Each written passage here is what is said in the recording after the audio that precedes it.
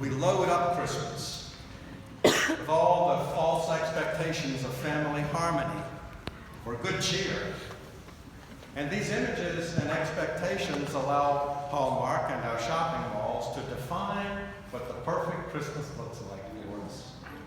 And in these days before Christmas, many who worship in our congregations across this country invest a great deal of time and energy trying to achieve that picture-perfect Christmas. Some of us, it can be a sad time of the year as well. We feel an emptiness, a sadness, that our lives and families are prevented from having that sort of Christmas that we've come to believe everyone should have.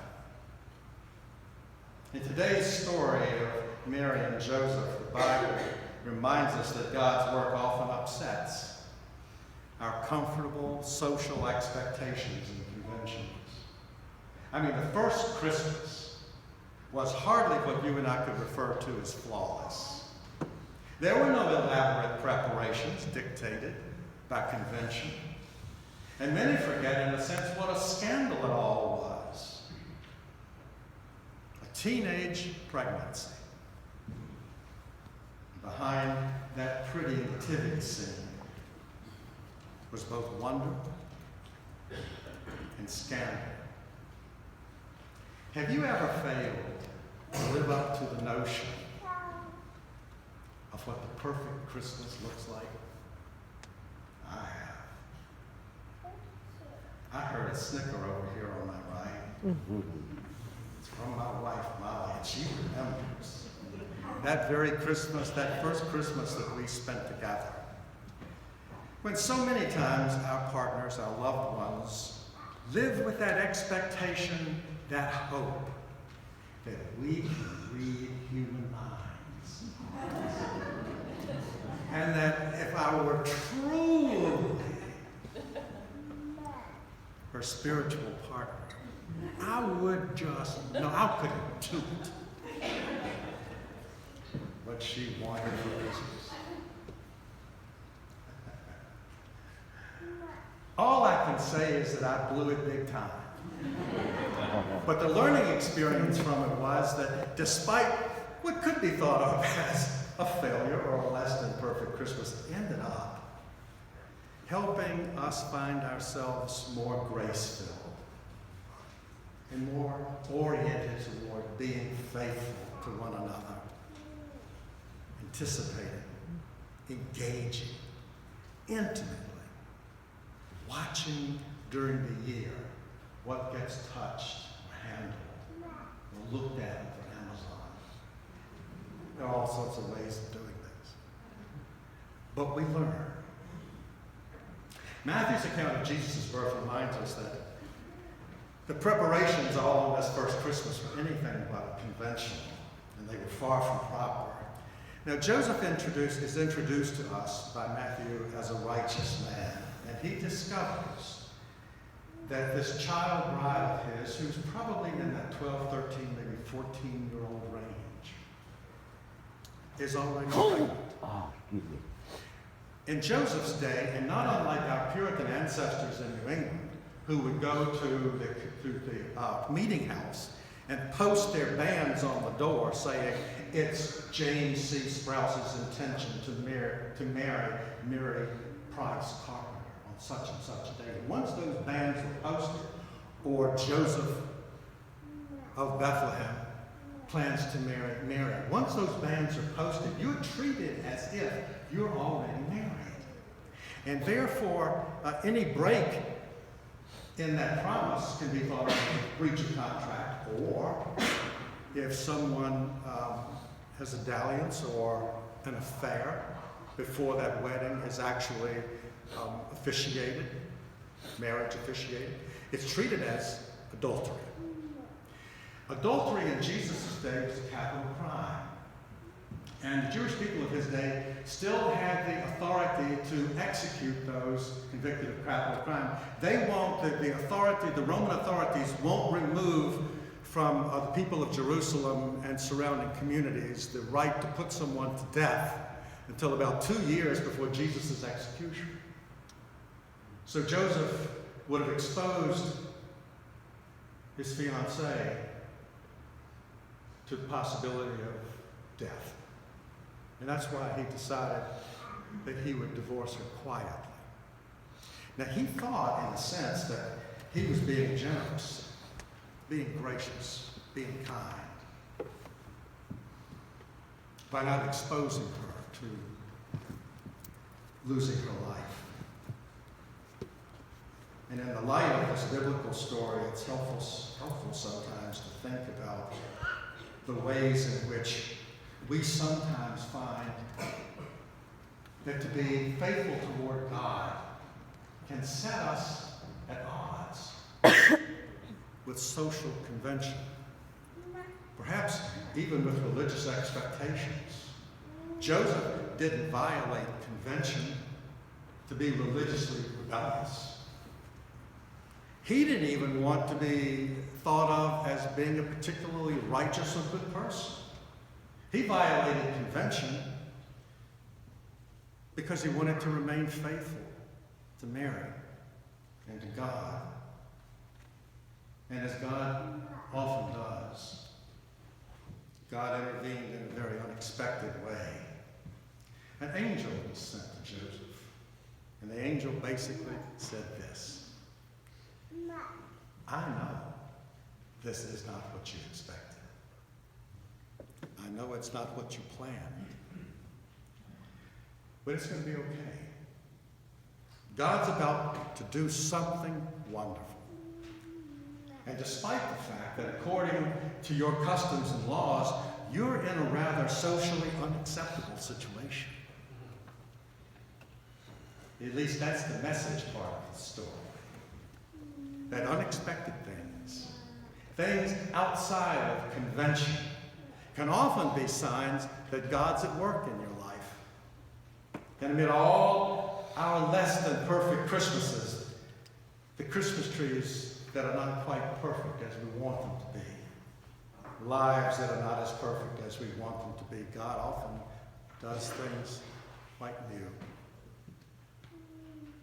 I remember early on in life, there was a particular Christmas in grad school, both us, and didn't have a lot of extra money, so I didn't have a Christmas tree. Someone got wind that I didn't have a Christmas tree, and they brought one by, and it was kind of like a Charlie Brown Christmas tree. The thing had virtually an indescribable shape. It was no taller than this. Branches were going in all sorts of directions. And even when I sort of put it in a stand, it wouldn't stand up. It just leaned and fell over. So I took the tree, I tied a rope around the center of it, opened the window, and it was freezing outside. And I put the rope outside the window and closed the window on it just to hold the tree down. That was a less than picture perfect Christmas. And God was doing something new. That someone recognized that we were typical grad students who didn't have a whole lot of dollars to rub together and thought we may want a Christmas tree. 2,000 years before that, Joseph got some strange news too. This child that you're going to be father to is the Holy Spirit. And the child already has a name. And you're going to name him. You're going to call him Jesus. And he'll save the world from their sins. And once that word got out through Matthew's gospel, there was a point at which the early church began to stroke their old beards and gather up together and noodle over what it may mean for a child, an infant lying in a manger, to be the one that saves the world from all their sins. You know, sometimes I believe that you and I think too theologically about all this stuff. Salvation especially. Because the early church won't get caught up in some of this thinking that you and I do for centuries after the events. when they were wondering what it is about the birth of a child that makes forgiveness of sins possible. And they didn't answer that immediately, at least not in the birth narratives in a way, because that's going to be the story of Good Friday. It's going to be the story of Easter. It's going to be the story of all the Easter stories that will follow the resurrection. What begins here and what God announces is that a fellow human being, someone like you and me, will somehow show us a different way to live in relationship with God, each other, and the world. Think about the ways someone has saved or rescued or healed you. Think about the love someone once shared or intervened on your behalf to keep you or me from doing something that we would regret later. How many times has the wisdom of another loved one shaped your actions? So try to think about salvation in a different way. Humility. Instead of the arrogance that sometimes comes with pronouncements in some traditions, that this one is saved, but others aren't. All this news catches Joseph off guard. At this point in the Bible story, Joseph is totally unaware that the one he will give a name to and call Jesus will one day take Jesus' disciples and followers from Bethlehem to Jerusalem, from the temple to the cross, from the cross to an empty tomb, and from an empty tomb back to Nazareth where it all began, and from then, who knows where. If Joseph were told all that, the news may go on, even more so than the news he'd already received about the nature of his child. So many times, God opens a door for us, or gives us a vision, and then just simply beckons us to trust and follow. Just using baby steps. I grew up in a household that was pretty much oriented around a kind of discipline that's conveyed and passed on through the Army.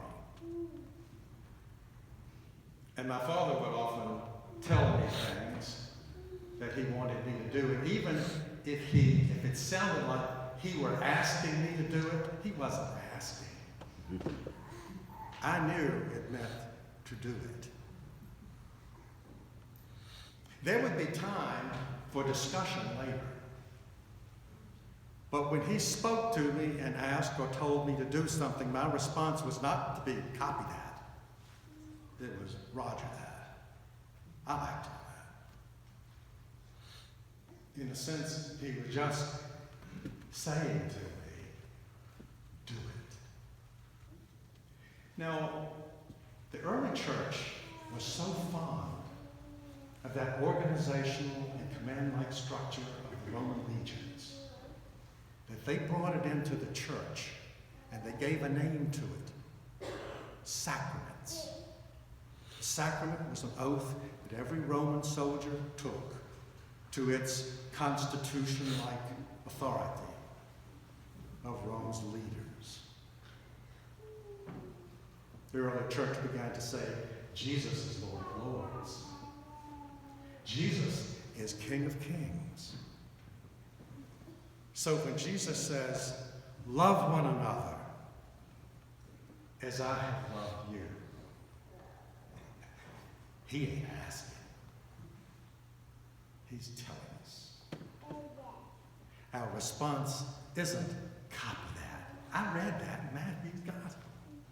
It's Roger that. And all you have to do in these baby steps is just take this one day at a time. 1 hour at a time in your faithful discipleship. If in these last 60 minutes you weren't as kind or as generous or as loving or as compassionate as you want to be, it's forgiven. That's Easter's story.